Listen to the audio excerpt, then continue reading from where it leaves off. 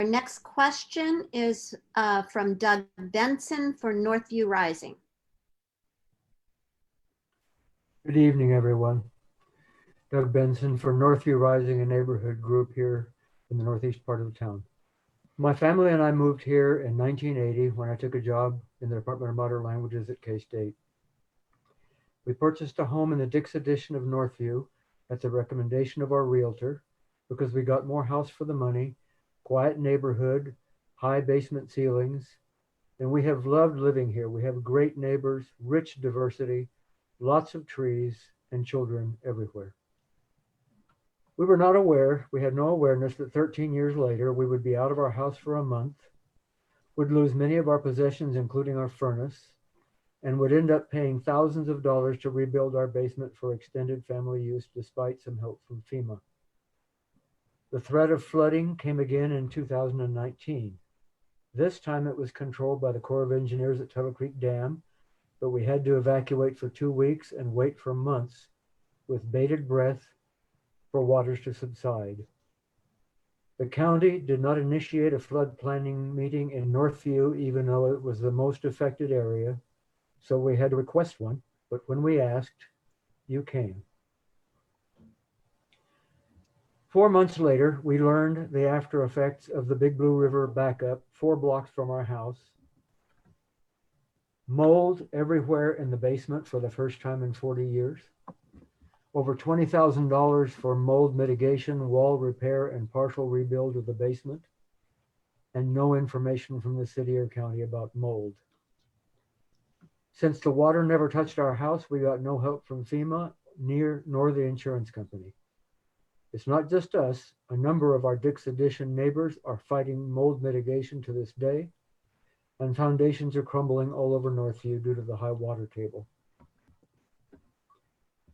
In all of that, the city and the county have not offered any kind of reimbursement or compensation to account for the impact on land and property values in vulnerable areas like Northview.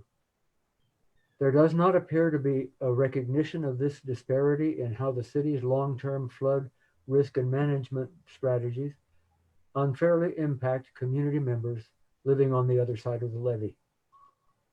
So we are outraged at plans to raise the levee 3 feet without any countermeasures that recognize the inequitable impact of this on Northview, which will affect many more of the hundreds of people who live east of Casement Drive, all the way up to the dam in much more drastic and damaging ways. Northview, with 6,000 residents and 4,000 registered voters, is a vital part of our local economy. We participate and work in this community, and we should be reciprocated and equitably included in the broad community that we live in and support and love. We matter. We know our neighborhood and its concerns better than anyone, and our voices and well-being need to be recognized as a matter of equity and dignity. We propose an equitable development and policy scorecard to be implemented for all current and future county projects in Northview.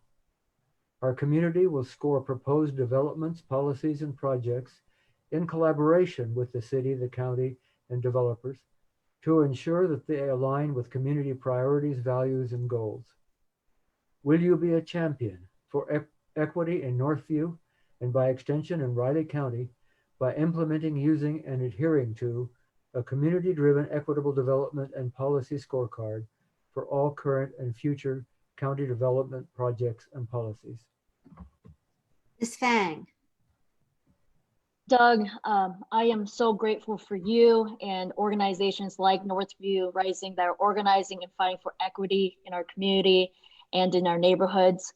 Northview is one of the most underserved neighborhoods in our community, and that life expectancy in Northview is nearly 10 years less than just those who live 2 miles to the west.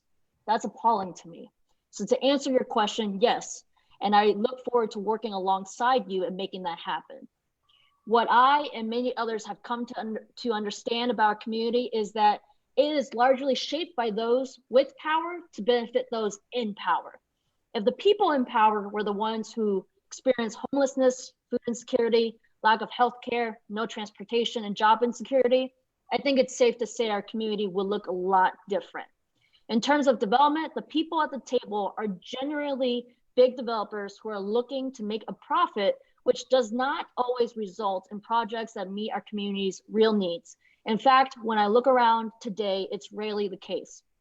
What I like to see happen is for the community to stand up and say enough is enough and give the community more control over development decisions.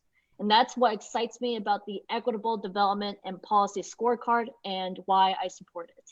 Thank you. Mr. McKinley. I would certainly work to treat Northview equally. The Northview area is somewhat cut off from the rest of Manhattan. That's certainly a large portion of the population. From looking at your website, I can see that you've been successful in adding improvements to the area. And I congratulate you on that. Most of the development and projects you are interested in have come through the city of Manhattan, but I will keep the Northview in mind when Riley County projects come up. My wife and I did live in Northview and Prairie Glen East for several years when we were first married. At that time, there actually was a Dutch-made grocery store which served the Northview area. That's been a long time since that's been gone. Living in the North County, I certainly understand the feeling of being overlooked because that's the way we feel up here. Because of that, I will also keep Northview area in mind and try to pay special attention to that area if I'm elected. Ms. Focke.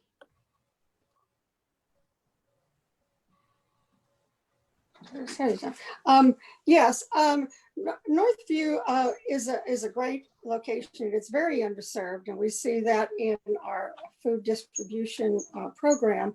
There are a lot of people there that can't get into town to eat, and they are very underserved.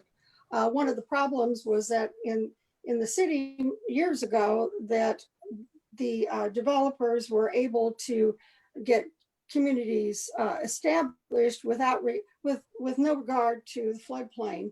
And this is one of the main reasons that we're having the flooding and the issues, the mold and everything at this point. There are a lot of new developments going in that are going to have the same problems. You know, you look at the creek area and Wildcat Creek, and we are having the same problems there.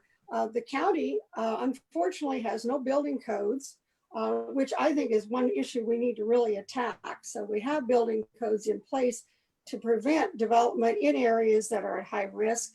But I really believe that we need to support the Northview Rising project, and I would support their community goals and the scorecard that they're proposing. Mr. Matta. Obviously in Manhattan, they're going to have home rule over their, parts of the operation. I think if we have something that's going on in the county or adjacent, we could look at using that scorecard as advisory. I mean, the way that it's set up for the county and the city, they do have planning boards and they go through with the approvals. So I wouldn't look at setting up another quasi form of government that could have veto power, but definitely think we can bring that in as an advisory capacity. The other thing is the Vision 2025 for the county, which is their land use program. 2025 is coming up, and we have to look at, what do we do for the next 10 years or 15 years as far as land use goes. And that would be a good time to address some of this, especially when you're talking about floodplain and how you want to develop in those areas, is to do it right up front with some of that long-term planning that we need to do and be able to, look at it dispassionately at that point in time and decide how we should go forward.